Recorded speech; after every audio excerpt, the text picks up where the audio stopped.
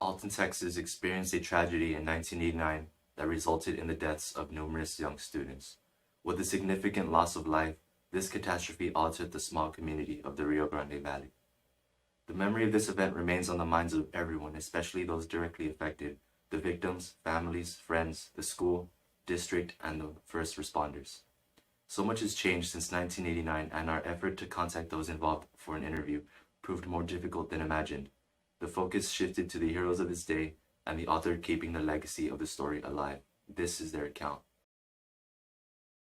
I think this was one of the most impactful one in my career because it involved children.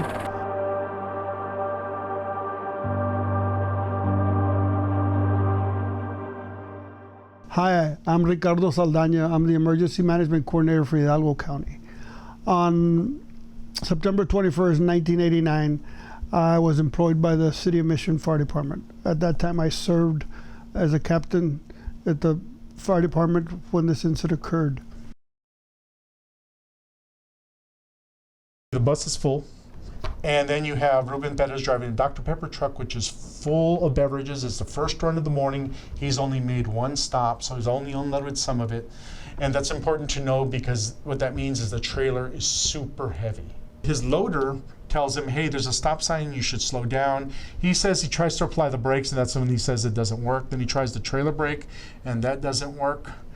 And some of the kids actually say that they see the truck coming and they can realize that there's an accident about to happen. Lo primero que fue, sentimos el bosque que iba maneando, porque maneó por un buen rato, voy a hacer como unos 50 pies, 40 pies, antes de llegar a la luz. Él vio que venía la truck volando, like he couldn't stop, the truck stopped, and this guy was braking.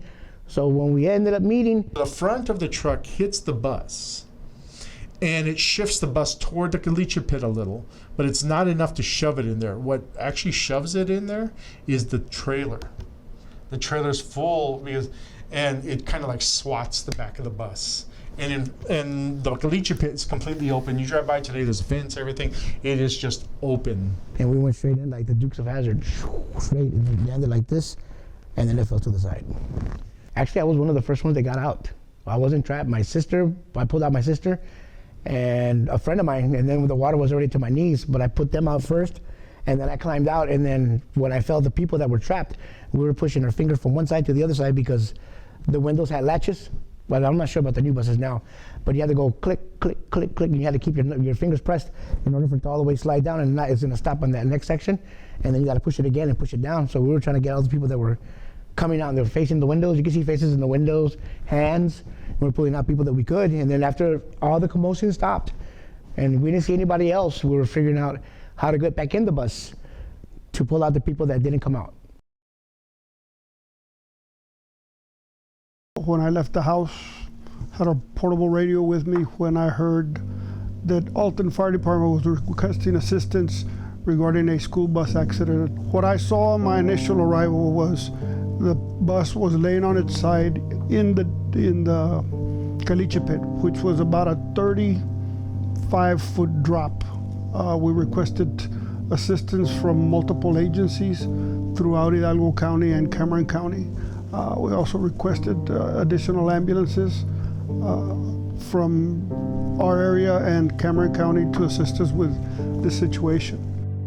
So we already knew that something was wrong because all of the fire departments at that time had the same radio channel, so we could hear everything going on in the valley from one side to the other, and we heard something going on related to a bus being involved in an accident. And it wasn't very soon thereafter that we got called to respond with our boat. Over in Alamo, we have a boat that we use on the river for river rescue. And so the departments that had boats were called to respond over here. And so the windows were actually sticking up barely underneath the water. So the entire bus was submerged, and the windows are probably like 2 or 3 inches away from the water underneath. And so I remember that there was firefighters that were coming out of in the bus and sticking their head between the windows to get air. And so we ended up breaking all the windows on the bus so that they could actually get above and get through the hole where would be the window, get the firefighters up. That's how we rescued the remainder of the students that were in the bus.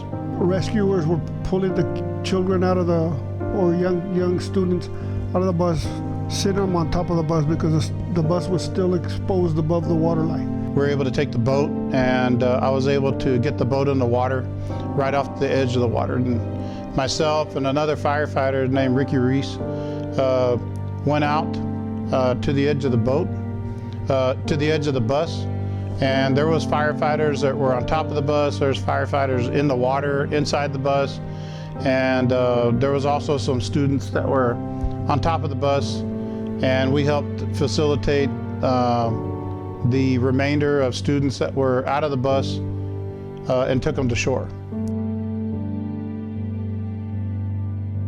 I unfortunately didn't get to get in the water because I was running the operations above to make sure we had enough ambulances, we had enough rescue personnel to be able to help us, and to also get our law enforcement partners to do crowd control to let us do our job safely as possible. But it was a team effort between all of us to try to save as many lives as it did.